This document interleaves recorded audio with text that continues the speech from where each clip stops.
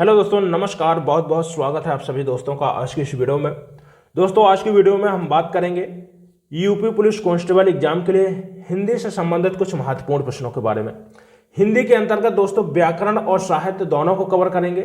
Full concentration के साथ में आज का ये वीडियो देखिएगा। सिर्फ 30 मिनट का वीडियो रहेगा और 30 मिनट के अंदर बेटा आपको कम से कम ऐसे 50 कॉन्सेप्ट क्लियर करूंगा आज की इस वीडियो में। तो वीडियो को यदि आप बिना स्किप किए हुए पूरा देखते हैं तो मुझे लगता है कि शायद ही एग्जाम में ऐसा प्रश्न कोई बने आपके एग्जाम में कि आपसे गलत हो। तो वीडियो को ध्यान से देखना है, फुल कंसंट्रेशन के साथ में देखिएगा। आज के इन टॉप प्रश्नों के साथ में आपको हंसते खेलते हुए मैं आज का ये वीडियो पूरा करूंगा और आपको ऐसे कॉन्सेप्ट देकर जाऊंगा जो आपके एग्जाम के लिए बहुत ही महत्वपूर्ण होंगे। चलिए दोस्तों, बढ़ते हैं अपने प्रश्नों की ओर। और इसके पहले आपको एक काम करना है कि ज्यादा से ज्यादा इस वीडियो को शेयर कर दीजिएगा ताकि हर बहन भाई के पास में ये वीडियो पहुंच जाए, उन बच्चों का भी भला हो सके। जैसे आपके माता पिता की अपेक्षाएं हैं आपसे, वैसे ही उन माँ बाप की भी अपेक्षाएं हैं अपने बच्चों से, उन बच्चों का भी सपना पूरा हो सके। इसलिए ज्यादा से ज्यादा शेयर करिएगा इस वीडियो को। और आपने भी यदि अभी तक इस चैनल को सब्सक्राइब नहीं किया है तो चैनल को सब्सक्राइब कर दें और वीडियो यदि अच्छा लगता है तो एक लाइक जरूर करके जाइएगा। चलिए बिना देरी करते हुए सबसे पहला प्रश्न है आपके सामने स्क्रीन पर। देखिए, कह रहा है कि छायावाद के प्रवर्तक का नाम बताइएगा। भैया, छायावाद के प्रवर्तक का नाम क्या है? सुमित्रा नंदन पंत है, श्रीधर पाठक है, मुकुटधर पांडे है और डी ऑप्शन कह रहा है कि जयशंकर प्रसाद है। चलिएगा, कमेंट करिएगा इसके लिए। देखिए, तो छायावाद के प्रवर्तक पूछता है कि छायावाद के प्रवर्तक या जनक कौन है भैया? तो आपको याद रखना है छायावाद के जनक किसको कहा जाता है? जयशंकर प्रसाद को कहा जाता है। और पहला ही प्रश्न आपके सामने बहुत इंपॉर्टेंट ये प्रश्न है, याद रखना है आपको। ये पॉइंट आप या तो नोट कर लें या स्क्रीनशॉट कर लीजिएगा, ठीक है। दूसरा जो यहां पर बहुत इंपॉर्टेंट प्रश्न बनता है कि छायावाद का नामकरण किसके द्वारा किया गया था? छायावाद युग का, ठीक है, पूछता है कि छायावाद युग का नामकरण, ठीक है, नामकरण किसके द्वारा किया गया था? तो ये भी आपको याद रखना है किसके द्वारा? मुकुटधर पांडे के द्वारा किया गया था। ये बहुत अच्छा प्रश्न है आपके एग्जाम के लिए। यहां पर थोड़ा सा देखिए, आपसे यदि घुमाकर प्रश्न पूछता है तो याद रखिएगा आप या ये प्रश्न गलत कर सकते हैं। आप देखिए, छायावाद के बारे में बच्चों को जो मालूम है यही जानते हैं कि भैया छायावाद के प्रवर्तक पूछा है तो डायरेक्ट लगाएंगे जयशंकर प्रसाद। पूछता है कि छायावाद का नामकरण किसने किया है, ठीक है, तो भी बच्चे क्या लगा देंगे? जयशंकर प्रसाद। लेकिन आपको याद रखना है कि पूछता है कि छायावाद का नामकरण किसके द्वारा किया गया तो आप आंसर लगाएंगे मुकुटधर पांडे। ये आपको याद रखना है, ठीक है। चलिए, सुमित्रा नंदन पंत आपके एग्जाम के लिए वेरी इंपॉर्टेंट है, याद रखिएगा।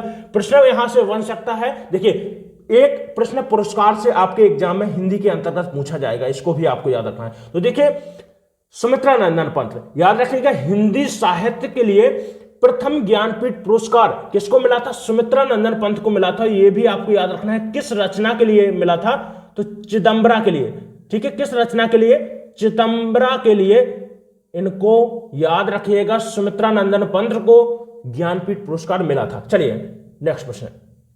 चलिए दोस्तों, अगला प्रश्न है, कह रहा है कि जिस वाक्य में क्रिया का मुख्य संबंध भाव से हो उसे क्या कहते हैं? चलिए, बहुत अच्छा प्रश्न है, इंपॉर्टेंट भी है, याद रखिएगा। चलिए, कह रहा है कि जिस वाक्य में क्रिया का मुख्य संबंध भाव से हो।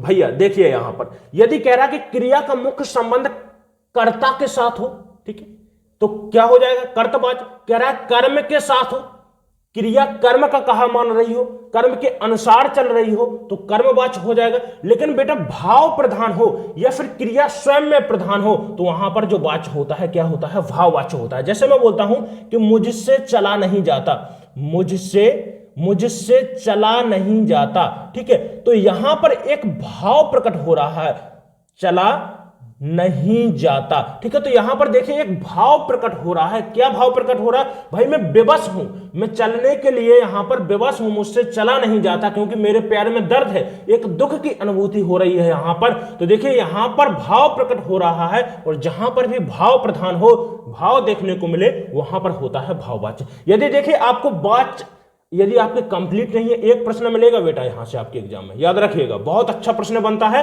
और कठिन प्रश्न भी यहां से बहुत अच्छा बन सकता है।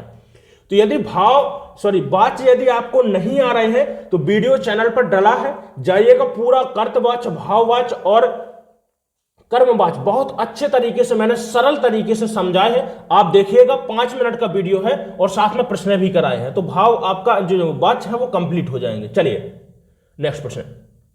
अगला प्रश्न है, देखिए कह रहा है कि नल बूंद बूंद टपक रहा है, वाक्य में रेखांकित है, बताइएगा। बूंद बूंद टपक रहा है, मैं बोलता हूं कि राम धीरे धीरे चल रहा है, राम धीरे धीरे चल रहा है, वह तेज तेज चल रहा है, क्या तेज तेज चल रहा है। मैं बोलता हूं कि वह अचानक गिर गया, वह अचानक गिर गया। तो बेटा अचानक यहां पर क्या है, क्रिया के होने की स्थिति बताई जा रही है, और जहां पर क्रिया के होने की स्थिति बताई जाती है, क्रिया की विशेषता, इसका मतलब है कि क्रिया की विशेषता बताई जा रही है, तो वहां पर क्या होगा भैया, क्रिया विशेषण होगा। तो ऑप्शन सी के साथ में हमारा राइट आंसर चला जाएगा। ठीक है, पानी बूंद बूंद, नल बूंद बूंद टपक रहा है, इसका मतलब है कि यहां पर क्या है, क्रिया की विशेषता बताई जा रही है, टपकने की विशेषता बताई जा रही है। तो जहां पर क्रिया की विशेषता बताई जाए वहां पर क्या होता है, क्रिया विशेषण। चलिए नेक्स्ट प्रश्न।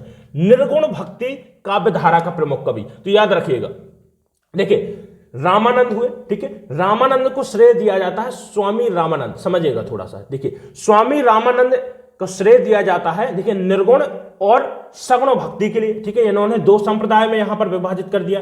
अब यहां से प्रश्न बनता है कि देखिए निर्गुण भक्ति के कवि कौन से हैं प्रमुख, और सगुण भक्ति के, तो देखिए सगुण भक्ति के कवि ऐसे कवियों को कहा जाता है जो भगवान की मूर्ति को बल देते हैं, ठीक है, भगवान को पूजते हैं, ठीक है, भगवान के आकार को पूजते हैं, जैसे देखिएगा श्री राम को पूजते हैं, ठीक है। तो सगुण के अंतर्गत जो भगवान के आकार रूप को पूजते हैं, ठीक है, भगवान के आकार को मानते हैं, उनको क्या बोलते हैं, सगुण भक्ति के। जैसे देखिए तुलसीदास श्री राम की उपासना करते थे, ठीक है, श्री राम भक्त, ठीक है। सूरदास श्री कृष्ण के भक्त थे, तो ये कृष्ण भक्ति शाखा के हो गए, ठीक है। देखिए निर्गुण भक्ति कह रहा है, तो जो निर्गुण भक्ति के अंतर्गत है, इसी प्रकार से दो भाग बटे हुए हैं, एक तो आता है प्रेम, ठीक है, प्रेमाश्रयी शाखा, और एक आता है ज्ञानाश्रयी। तो ज्ञानाश्रयी की कह रहा है कि निर्गुण भक्ति काव्यधारा के प्रमुख कवि पूछा है, तो प्रमुख कवि कौन है, कबीरदास जी हैं, जो भगवान के निराकार रूप को मानते हैं।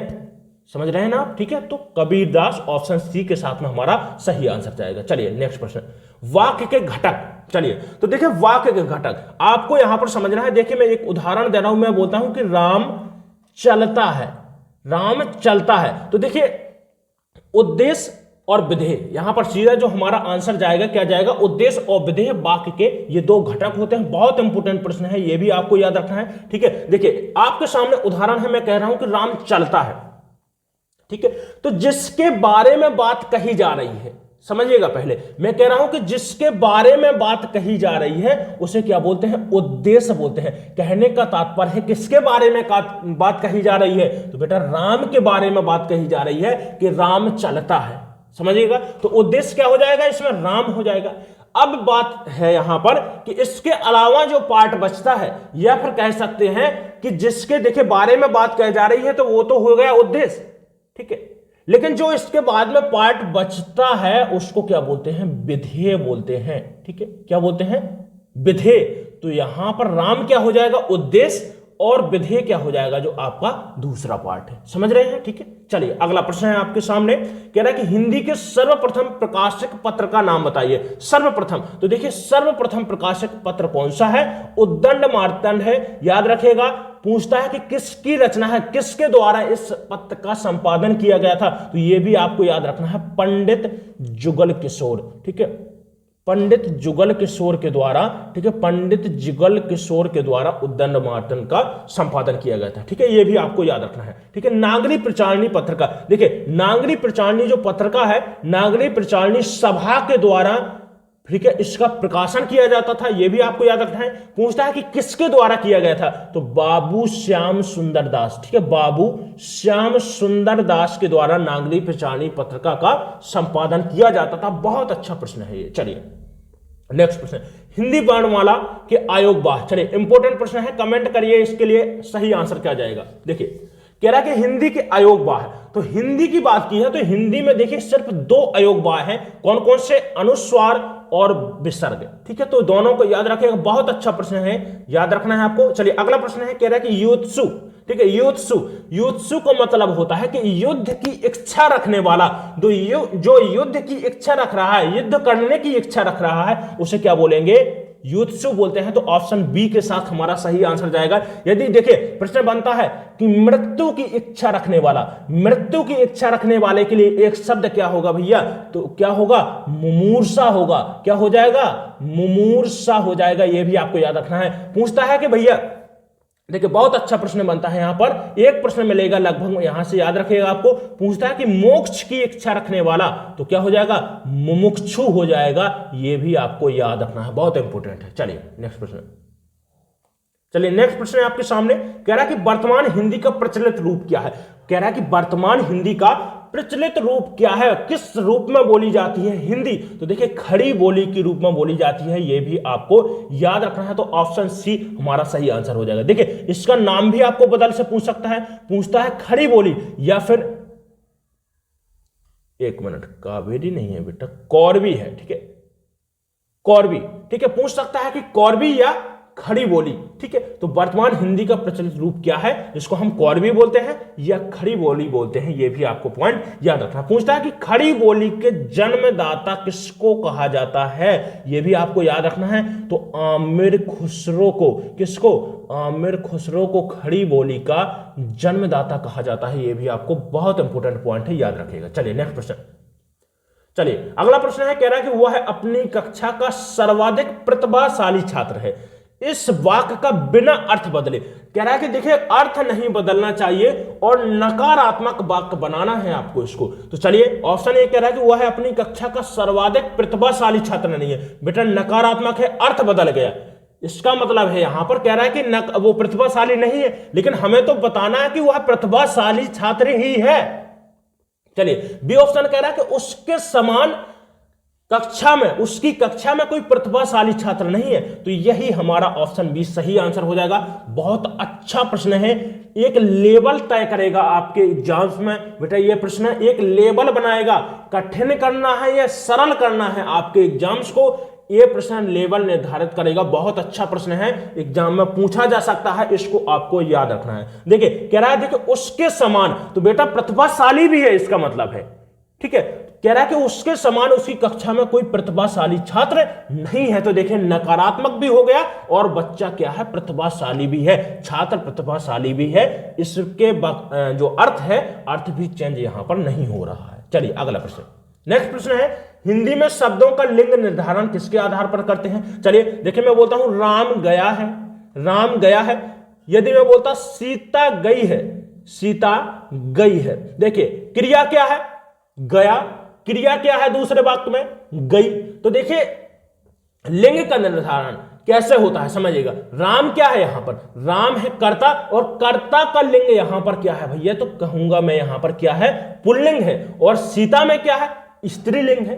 तो देखिए स्त्रीलिंग के अनुसार ही यहां पर क्रिया भी स्त्रीलिंग तय करे, स्त्रीलिंग में है। तो इसका मतलब है कि यदि लिंग का निर्धारण करना है तो किसके आधार पर हम कर सकते हैं, क्रिया के आधार पर कर सकते हैं। तो option C is the right answer. चलिए अगला प्रश्न कह रहा है कि के लिए किस कारक का चिन्ह है, कर्म का है, कर्म का विभक्ति क्या होता है, को होता है, संप्रदान का भी को होता है। लेकिन याद रखिएगा किसके लिए अर्थ प्रकट होता है, के लिए के अर्थ में प्रयोग होता है संप्रदान। तो ऑप्शन बी सही आंसर हो जाएगा। जैसे मैं बोलता हूं कि राम को खाना चाहिए, राम को खाना चाहिए, या मैं बोलता हूं कि राम को पढ़ना चाहिए, तो कहने का तात्पर्य है कि राम के लिए खाना चाहिए। तो देखिए जब भी के लिए के अर्थ में को का प्रयोग किया गया हो वहां पर होता है संप्रदान होता है। तो ऑप्शन बी हमारा सही आंसर चला जाएगा। चलिए नेक्स्ट प्रश्न है, पुस्तक मोहन द्वारा पढ़ी गई वाक्य में कौन सा वाच्य। चलिए एक बार बहुत अच्छा प्रश्न है आपके सामने, चलिए बताइएगा, फिर से है वाच्य से संबंधित। देखिए मोहन कह रहा है कि पुस्तक मोहन द्वारा पढ़ी गई। भैया पुस्तक क्या है यहां पर, पुस्तक है एक कर्म, पुस्तक क्या है, एक कर्म है। और जब भी कर्म का कहा मान रही हो क्रिया, इसका मतलब है कि जो पुस्तक है बेटा क्या है, एक स्त्रीलिंग है। क्या है, एक स्त्रीलिंग है, पुरुष स्त्रीलिंग है और एक वचन में प्रयुक्त हुआ शब्द है एक, ठीक है। तो देखिए कर्म का यदि क्रिया कहा मान रही हो, देखिए पढ़ी क्या है, यहां पर पढ़ी भी स्त्रीलिंग में ही प्रयोग की गई है। इसका मतलब है कि पुस्तक के अनुसार कर्म के अनुसार ही क्रिया लग रही है, और जहां पर कर्म के अनुसार क्रिया लग रही हो या कर्म प्रधान हो वहां पर होता है कर्मवाचक। चलिए नेक्स्ट प्रश्न, हिंदी दिवस, हिंदी दिवस मनाया जाता है बेटा 14 सितंबर को मनाया जाता है, तो यही हमारा बी के साथ में राइट आंसर जाएगा। चलिए स्त्री जाति का बोध कराने वाले शब्द क्या कहलाते हैं? चलिए पुल्लिंग, पुल्लिंग होते हैं पुरुष जाति का बोध कराने वाले शब्द, ठीक है। पुरुष जाति का जो बोध कराते हैं उनको क्या बोलते हैं? पुरुष पुल्लिंग बोलते हैं, ठीक है। वो जो स्त्री जाति का बोध कराते हैं उनको क्या बोलते हैं? स्त्रीलिंग कहते हैं। तो ऑप्शन बी के साथ में हमारा राइट आंसर जाएगा। चलिए नेक्स्ट प्रश्न कह रहा है कि निम्न वाक्य में रंगीन शब्द विशेषण है, किस प्रकार का विशेषण है? कह रहा है कि उसका भेद चुनिए। क्या है भैया? आपके सामने वाक्य कह रहा है कि कुछ बच्चे कक्षा में शोर मचा रहे थे। चलिए एक मिनट, ये वाक्य यहां पर गलत है, ठीक है। इतना सिर्फ आपका प्रश्न है, थोड़ा सा एक्स्ट्रा हो गया है। चलिए कोई बात नहीं, मिस्टेक है थोड़ा सा। चलिए देखिए आपको सिर्फ समझना है, यहां पर ये लास्ट का याद नहीं रखना है। सीधा प्रश्न है आपके सामने, कह रहा है कि वाक्य में रंगीन शब्द, वाक्य क्या है? चेंज हो गया है, ठीक है। यहां पर चलिए वाक्य में रंगीन, सीधा बताइएगा कि रंगीन शब्द किस प्रकार का विशेषण है? चलिए कमेंट करिए। तो देखिए रंगीन, मैं बोलता हूं काला आदमी, नीला पेन चल रहा है, ठीक है, वह शर्ट काली है। तो देखिए काली या क्या है? मैं बोलता हूं कि वह आदमी चतुर है, वह आदमी गुणवान है, वह स्त्री का चरित्र अच्छा है। तो देखिए एक मिनट समझिएगा, जहां पर भी गुण बताए जाएं, ठीक है, तो रंगीन क्या है? एक गुण प्रकट कर रहा है, तो वहां पर कौन सा होगा? गुणवाचक विशेषण होगा। तो ऑप्शन, चलिए दोस्तों अगला प्रश्न है, कह रहा है कि कन्यादान में कौन सा समास है? चलिए देखिए विग्रह करते हैं इसका, तो क्या होगा? कन्या का दान। तो देखिए जो विभक्ति प्रयोग हुई है किसकी हुई है? संबंध कारक की, संबंध कारक की विभक्ति है, का, की, के, रा, री, रे, ठीक है। तो इसके लिए आपको देखिए तत्पुरुष समास समझने के लिए सबसे ज्यादा जरूरी है आपको कारक आना, ठीक है, कारक आने चाहिए। क्योंकि देखिए यहां पर कौन सा कारक है? संबंध कारक है, ठीक है। तो कन्या का दान, तो यहां पर जो तत्पुरुष समास होगा कौन सा होगा? संबंध तत्पुरुष होगा। तो हमारे ऑप्शन में देखिए सिर्फ तत्पुरुष है, तो ऑप्शन बी यहां पर राइट आंसर जाएगा। चलिए नेक्स्ट प्रश्न, अगला प्रश्न है मृग नैनी में कौन सा समास है? कहने का, देखिए विग्रह कर लेते हैं। विग्रह क्या होगा? विग्रह होगा मृग रूपी नयन, ठीक है, मृग रूपी नयन। तो जहां पर भी देखिए तुलना की गई हो वहां पर कौन सा समास होता है?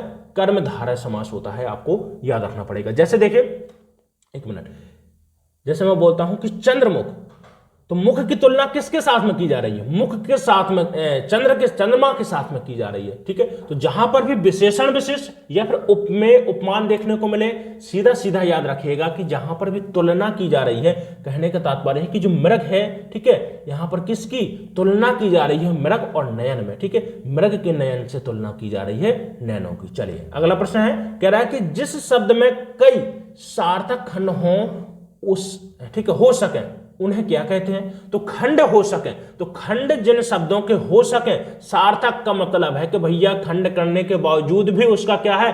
अर्थ निकलना जरूरी है। तो जिनका अर्थ निकलता हो और खंड हो सके, जैसे देखिए जैसे मैं बोलता हूं हिमालय, ठीक है, हिमालय। तो देखिए हिम धन आलय, कहने का तात्पर्य है कि बर्फ का घर, ठीक है, अर्थ निकल रहा है। हिम का यहां पर अर्थ क्या है? बर्फ। आलय का मतलब घर, तो मतलब है कि बर्फ का घर। तो देखिए जहां पर खंड करें और अर्थ निकले उन शब्दों का, तो वहां पर कौन सा शब्द होगा? योगक शब्द। कहते हैं कि भैया यदि उसका अर्थ नहीं निकल रहा है, ठीक है, खंड करने पर, तो वहां पर होगा रूढ़ शब्द, ठीक है। और योग रूढ़ क्या होता है? जहां पर किसी तीसरे पर अर्थ जाता हो, ठीक है। चलिए नेक्स्ट प्रश्न, कह रहा है कि निम्न में से कौन भारोपी परिवार की भाषा नहीं है? भारोपी परिवार की, तो देखिए मलयालम भाषा भारोपीय परिवार की भाषा नहीं है। देखिए भारोपी परिवार क्या है?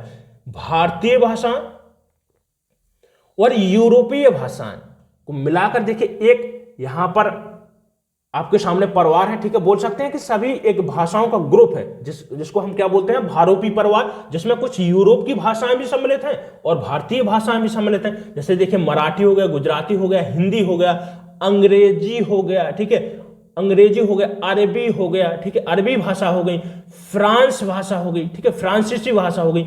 ये सभी भाषाएं किसके अंतर्गत आती हैं, भारोपी परिवार के अंतर्गत आती हैं। तो देखिए जो मलयालम है ये भारोपी परिवार के अंतर्गत नहीं आती है, तो ऑप्शन सी सही आंसर हो जाएगा। अगला प्रश्न, दिल पक जाना, कहते नहीं यार दिल पक गया का अर्थ बताना है आपको। मैं थक गया हूं यार, काम अब नहीं हो सकता है मुझसे, मैं परेशान हो चुका हूं, तो क्या है, अत्यंत पीड़ित होना। ऑप्शन सी के साथ में राइट आंसर जाएगा। चलिए अगला प्रश्न, चलिए नेक्स्ट प्रश्न है, हो सकता है कि राम का काम बन जाए।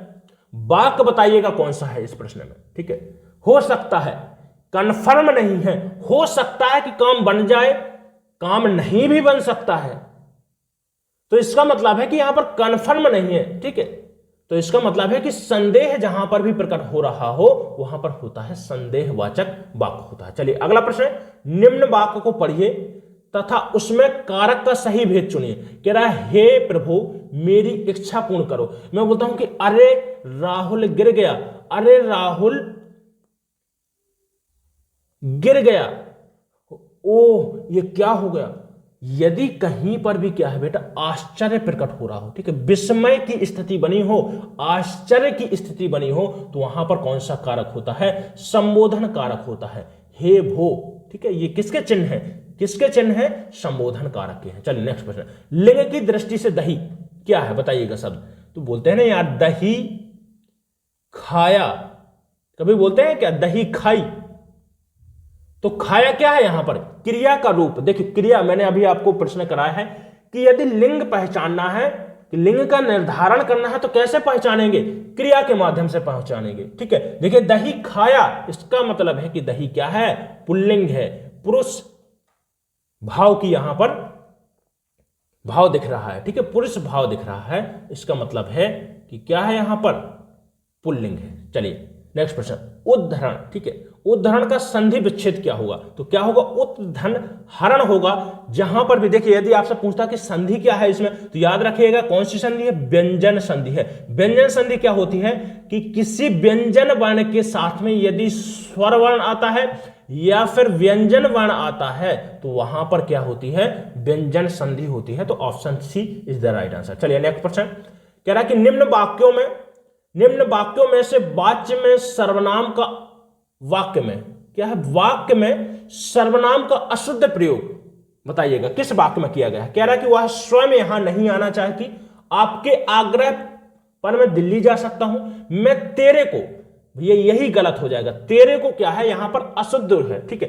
वैसे तो ठीक है, हम देखिए सामान्य बोलचाल की भाषा में बोलते हैं कि मैं तेरे को एक बात बताऊंगा, मैं तेरे को एक घड़ी दूंगा, ठीक है। लेकिन देखिए जो यहां पर सर्वनाम है तेरे को, यहां इसका क्या है, अशुद्ध रूप है। शुद्ध रूप क्या होगा, मैं आपको एक घड़ी दूंगा या फिर मैं तुमको एक घड़ी दूंगा, ठीक है। तो option C is the right answer. चलिए नेक्स्ट प्रश्न, धाता का पर्यायवाची शब्द बताइए। धाता, देखिए धाता, ठीक है, धाता कमल नयन, ठीक है, लक्ष्मीपति, ये सब किसके पर्यायवाची हैं, भगवान विष्णु के पर्यायवाची हैं। नारायण, ठीक है, नारायण ये किसके पर्यायवाची है, विष्णु के पर्यायवाची हैं। तो ऑप्शन ए राइट आंसर। चलिए नेक्स्ट प्रश्न, चिड़िया आकाश में उड़ रही है, इस वाक्य में उड़ रही, तो देखिए एक तो है, समझिएगा, उड़ रही, कह रहा है कि उड़ना क्या है यहां पर बताइएगा। देखिए चिड़िया आकाश में उड़ रही है, तो देखिए उड़ना, ठीक है, बैठना, सोना, जागना, ठीक है, चलना, ये किस प्रकार की क्रिया है, ये सभी कैसी हैं, अकर्मक क्रिया का रूप है। देखिए जब भी आपको अकर्मक सकर्मक पहचानना है, क्या करिए, क्वेश्चन करिए क्रिया से।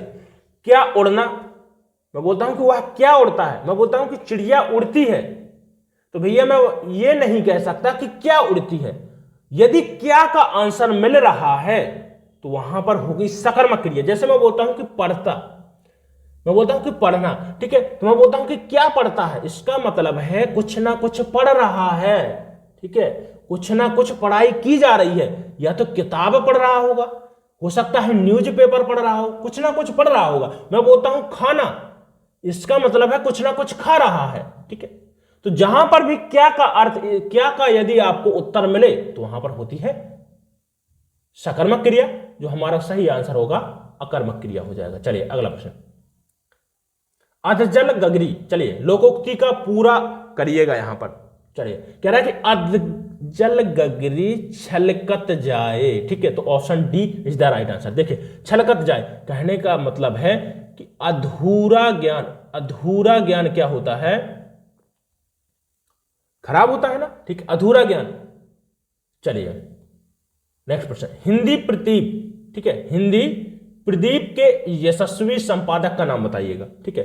हिंदी प्रदीप पत्रिका, पहली बात तो देखिएगा इंपोर्टेंट है, इसको आपको याद रखना है। हिंदी प्रदीप जो प्रदीप पत्रिका है किसके द्वारा, बालकृष्ण भट्ट के द्वारा इसका संपादन किया गया था, यह भी आपको याद रखना है। चलिए नेक्स्ट प्रश्न, ज्ञानपीठ पुरस्कार किस क्षेत्र में श्रेष्ठ कार्य के लिए दिया जाता है, तो किस कार्य के लिए दिया जाता है यह भी आपको याद रखना है, साहित्य के क्षेत्र में, ठीक है, भारतीय साहित्य, यह भी याद रखेगा, भारतीय साहित्य के क्षेत्र में सर्वोच्च पुरस्कार की संज्ञा किसको दी गई है, तो याद रखिएगा किसको दी गई है, सॉरी एक मिनट, हाँ ठीक है, साहित्य, ठीक है, किसको, ज्ञानपीठ पुरस्कार को साहित्य के क्षेत्र में दिया जाने वाला पुरस्कार है। चलिए अगला प्रश्न है, चलिए अगला प्रश्न है, कह रहा है कि उसी तपस्वी से लंबे थे देवदार दो चार खड़े, इस पंक्ति में कौन सा अलंकार है। चलिए तो देखिए मैंने आपको बताया था कि सम, सी से, समान, सरिस, यदि इस प्रकार के आपको शब्द देखने को मिलते हैं तो वहां पर होता है उपमा अलंकार, ठीक है। कहने के तात्पर्य है यदि उपमा, उपमेय की उपमान से तुलना की जा रही है तो वहां पर क्या होता है उपमा अलंकार, जहां पर भी तुलना देखने को मिले, ठीक है, देखिएगा। लेकिन उपमा तो हमारे ऑप्शन में ही नहीं है और से शब्द भी आया है, तो देखिए कि जहां पर उपमा के अंगों में हेर फेर कर करके, ठीक है, हेर फेर कर दिया जाए तो वहां पर कौन सा अलंकार होता है, प्रतीप अलंकार होता है, तो ऑप्शन बी हमारा सही आंसर जाएगा। चलिए उदाहरण है, ऐसे नहीं आगे बढ़ेंगे, पहले आपका कंसेप्ट क्लियर होगा फिर इसके बाद में ही अगला प्रश्न ज्वाइन करेंगे हम। चलिए चलिए कह रहा देखिए उसी तपस्वी से लंबे थे देवदार दो चार खड़े, तो देखो जो आपके सामने उदाहरण है, ठीक है, अभी करंट में जो उदाहरण है समझिएगा, कह रहा है देखिए तपस्वी से, तो इसका मतलब है कि यहां तपस्वी जो है यहां पर उपमान बताया जा रहा है, ठीक है, और जो देवदार है यहां पर उपमेय बताया जा रहा है। कह रहा है कि जो किससे तुलना की जा रही है, देवदार की, तपस्वी से तुलना की जा रही है। लेकिन देखिए जो वास्तविक अर्थों में यदि हम देखते हैं तो जो तपस्वी है वो क्या है, उपमेय है, और देवदार क्या है, उपमान है, ठीक है। जबकि तपस्वी, ठीक है, तपस्वी की तुलना किससे की जानी चाहिए, देवदार से, लेकिन देवदार की तुलना किससे की जा रही है, तपस्वी से, तो यहां पर क्या होगा, उल्टा हो जाएगा, तो यहीं पर हमारा ऑप्शन बी राइट आंसर हो जाएगा। चलिए अगला प्रश्न है, चारों चरणों में समान माताओं नहीं है, ठीक है, सभी माताओं को नमन, याद रखिएगा इसको, ठीक है, आपकी भी माता को नमन, लेकिन याद रखिएगा कह रहा है कि चारों चरणों में मात्राओं वाले छंद को क्या कहते हैं। देखिए मात्राओं, तो मात्राओं वाले छंद को क्या कहते हैं भैया, जहां पर मात्राओं की गणना के आधार पर हम छंद को निर्धारित करते हैं तो वहां पर होता है,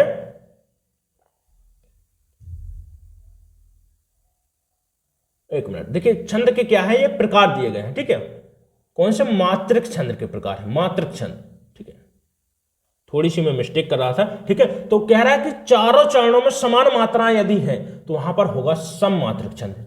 चलिए समझिएगा, जैसे देखिए चौपाई, चौपाई में होते हैं 4 चरण और प्रत्येक चरण में 16-16 मात्राएं होती हैं। कहने का मतलब है कि यदि समान, ठीक है, सभी चरणों में समान मात्राएं आ रही हैं तो वहां पर होता है सममात्रिक छंद, ठीक है, तो ऑप्शन ए सही आंसर हो जाएगा। देखिए जैसे चौपाई हो गया, ठीक है, इसके अलावा देखिए उल्लाला हो गया, ठीक है, ये कैसे छंद है, सममात्रक छंद है, ये आपको याद रखना है। चलिए अगला प्रश्न, नेक्स्ट प्रश्न है, कवि बिहारी मुख्यतः किस रस के कवि है, करुण, भक्ति, श्रृंगार और वीर रस। चलिए तो कवि बिहारी तो कवि बिहारी किसके हैं? श्रृंगार रस के मुख्यतः कवि हैं। ये बहुत अच्छा प्रश्न है, इसको आपको याद रखना है। ठीक है, ऑप्शन सी के साथ में हमारा राइट आंसर हो जाएगा। ठीक है, पूछता है कि बिहारी के प्रसिद्ध क्या है? बहुत अच्छा प्रश्न बनता है, तो याद रखिएगा क्या प्रसिद्ध है? दोहे प्रसिद्ध हैं, ये भी आपको याद रखना है। बिहारी के पूछता है कि क्या प्रसिद्ध है, तो दोहे हैं। पूछता है कि जो रचना है यानी कि कौन सा रस मिलता है, तो श्रृंगार रस की अनुभूति होती है इनकी रचनाओं में। चलिए, निम्न में से विकारी शब्द कौन से नहीं है? विकारी, विकारी का मतलब है कि विकार आ रहा हो जिनमें, ठीक है, परिवर्तन हो रहा हो जिस शब्द में, तो वहां पर कौन सा हो जाएगा भैया? विकारी शब्द हो जाएगा। ठीक है, तो देखिए संज्ञा, मैं बोलता हूं राम, तो राम तो क्या है, एक यहां पर परिवर्तन हो सकता है। ठीक है, तो जहां पर भी परिवर्तन हो, देखिए संज्ञा सर्वनाम विशेषण क्रिया में परिवर्तन हो जाता है, तत्सम तद्भव देशज विशेषण में भी परिवर्तन हो जाता है, लेकिन क्रिया विशेषण, जैसे मैं बोलता हूं धीरे, तो राम धीरे चलता है, सीता धीरे चलती है। तो देखिए चाहे राम के साथ में प्रयोग करो, ठीक है, पुल्लिंग के साथ में प्रयोग करो, या फिर सीता स्त्रीलिंग के साथ में प्रयोग करो, लेकिन भैया धीरे वैसे के वैसे ही रहेगा। ठीक है, यथा, तथा, ये शब्द कैसे हैं? अविकारी शब्द है। ठीक है, जिनमें क्या है, परिवर्तन नहीं होता है। ठीक है, तो कौन सा हो जाएगा? सी के साथ में राइट आंसर जाएगा हमारा। चलिए नेक्स्ट प्रश्न, निम्न में से शब्द शक्ति का प्रकार नहीं है। ठीक है, 3 प्रकार की शब्द शक्ति है, अभिधा हो गई, लक्षणा हो गई और व्यंजना हो गई। ठीक है, तो रस आपका क्या है? शब्द शक्ति का प्रकार नहीं है, तो डी ऑप्शन राइट आंसर। चलिए अगला प्रश्न, जो क्रिया अभी हो रही है, जो क्रिया अभी हो रही है, जैसे समझिएगा उदाहरण के लिए, जो क्रिया कह रहा है कि अभी हो रही है, जैसे मैं बोलता हूं कि राम जा रहा है, राम जा रहा है, कहने का मतलब है कि क्रिया क्या है? अभी हो रही है, लेकिन पूर्ण नहीं हुई है, तो वहां पर होगा क्या? अपूर्ण वर्तमान, सामान्य वर्तमान। सीता खाना खाती है, ठीक है, सीता खाना खाती है। ठीक है, रमेश पढ़ता है, पढ़ता है। ठीक है, तो ये क्या है? सामान्य वर्तमान की है। संदिग्ध, पढ़ रहा होगा। ठीक है, जहां पर संभावना हो, संदेह हो, ठीक है, राहुल चल रहा होगा, तो वहां पर क्या होगा? संदिग्ध वर्तमान हो जाएगा। चलिए अगला प्रश्न, वाच्य कितने प्रकार के होते हैं? देखिए 3 प्रकार के होते हैं, कर्तवाच्य, कर्मवाच्य और भाववाच्य। चलिए अगला प्रश्न है, कह रहा है कि वह घर पहुंच गया, इस वाक्य में पहुंच गया निम्न में से किस क्रिया का उदाहरण है? चलिए देखिए बहुत अच्छा प्रश्न है ये, और चारों यहां पर देखिए क्रियाएं आपको बताऊंगा जितनी भी ऑप्शन में है, और एक प्रश्न 100% गारंटी के साथ मैं आपको बोलता हूं कि एक प्रश्न यहां से लिख कर ले लीजिएगा, एक प्रश्न मिलेगा आपको इन चारों में से। कह रहा है कि प्रेरणार्थक, जहां पर भैया प्रेरणार्थक क्रिया क्या होती है कि दूसरे के द्वारा कार्य करवाया जा रहा हो, कर्ता खुद काम ना कर रहा हो, दूसरे के द्वारा कार्य करवा रहा हो। जैसे मां ने पिताजी को बाजार पहुंचाया, ठीक है, मां ने पिताजी को बाजार पहुंचाया, इसका मतलब है माता क्या है? यहां पर कर्ता है, पिताजी को बाजार पहुंचाया, इसका मतलब है यदि कर्ता दूसरे से कार्य करवा रहा हो तो वहां पर होता है प्रेरणार्थक क्रिया। कह रहा है कि वह घर पहुंच गया, तो देखिए एक तो पहुंचना क्रिया है, एक तो पहुंचना क्रिया है, ठीक है, दूसरी क्या है? गया। तो जहां पर भी देखिए 2 या 2 से अधिक क्रियाएं संयुक्त रूप से एक क्रिया का निर्माण कर रही हूं, वहां पर होता है क्या? होता है संयुक्त क्रिया होगा। ठीक है, तो ऑप्शन सी यहां पर सही आंसर हो जाएगा। पूर्वकालिक क्रिया मैं बोलता हूं कि उसने नहाकर, उसने नहाकर, उसने नहाकर खाना खाया, खाना खाया। देखिए नहाकर, तो पहली क्रिया क्या है? नहाकर, दूसरी क्या है? खाना खाया। तो जो पहली क्रिया है, जो पहले हो चुकी है, उसी को क्या बोलते हैं? हम पूर्वकालिक क्रिया बोलते हैं। तो ऑप्शन डी यहां पर क्या होगा? पूर्वकालिक क्रिया। द्विकर्म क्रिया, एक से अधिक कर्म यदि क्रिया के साथ जुड़ रहे हैं, ठीक है, तो वहां पर होगी द्विकर्म क्रिया। चलिए अगला प्रश्न, प्रत्येक में संधि विच्छेद क्या होगा? तो प्रत्येक का संधि विच्छेद क्या होगा? प्रतिधन एक। ठीक है, समझिएगा, ई के साथ में यदि एक का मेल है, कोई असमान स्वर आ रहा है, तो ई का क्या हो जाएगा? या हो जाएगा। तो इसका मतलब है यहां पर कौन सी संधि है? यण संधि है। यण संधि के लिए ट्रिक है आपके लिए, यदि या रा लावा के साथ में, या रा लावा के साथ में यदि कोई आपको आधा शब्द मिलता है, जैसे मैं बोलता हूं तत्व, तो यहां पर वा के साथ में आधा शब्द है, ठीक है। तो कोई भी देखिए यदि या रा लावा के साथ में कोई भी आधा अक्षर मिलता है तो वहां पर होती है यण संधि। तो ऑप्शन पहला यहां पर हमारा ए सही आंसर हो जाएगा। चलिए नेक्स्ट प्रश्न, लेखक शब्द के अंत में कौन सा प्रत्यय जुड़ा हुआ होता है? चलिए बताइएगा कौन सा प्रत्यय लगा हुआ है। तो देखिए लेखक, लेखक में कौन सा प्रत्यय है? अक प्रत्यय है, तो ऑप्शन डी सही आंसर हो जाएगा। चलिए अगला प्रश्न है, सारंग का पर्यायवाची बताइएगा। सारंग, सारंग किसका पर्यायवाची है? मोर का पर्यायवाची है, तो ऑप्शन सी राइट आंसर हो जाएगा। चलिए इसी सुपरफास्ट क्रम में अगला प्रश्न है आपके सामने, कह रहा है कि सही दिशा में परिश्रम करोगे, ठीक है। समझिएगा एक वाक्य यहां पर पूर्ण हो रहा है, अपूर्ण है, ठीक है। क्या है? अपूर्णता इसमें प्रकट हो रही है। दूसरा कह रहा है कि तो सफल हो जाओगे। कहने का मतलब है कि यदि वह परिश्रम नहीं करेगा तो क्या है? सफल नहीं हो पाएगा, ठीक है। तो यहां पर जो दूसरा वाक्य है वो किस पर निर्भर है? पहले वाक्य पर निर्भर है। जो पहला वाक्य है अपने आप में क्या है? अपूर्ण है। और जहां पर पहला वाक्य क्या हो? प्रधान हो या फिर अपूर्ण हो, वहां पर कौन सा होता है? मिश्रित वाक्य होता है। और इसके अलावा आप ट्रिक भी देख लीजिएगा। ट्रिक क्या है? यदि तो कि यदि इस प्रकार के शब्द आपको देखने को मिलते हैं वाक्य में, तो वहां पर जो वाक्य होगा मिश्रित वाक्य हो जाएगा या फिर मिश्र वाक्य हो जाएगा, ठीक है। चलिए अगला प्रश्न, वीर या आल्हा किस जाति का छंद है?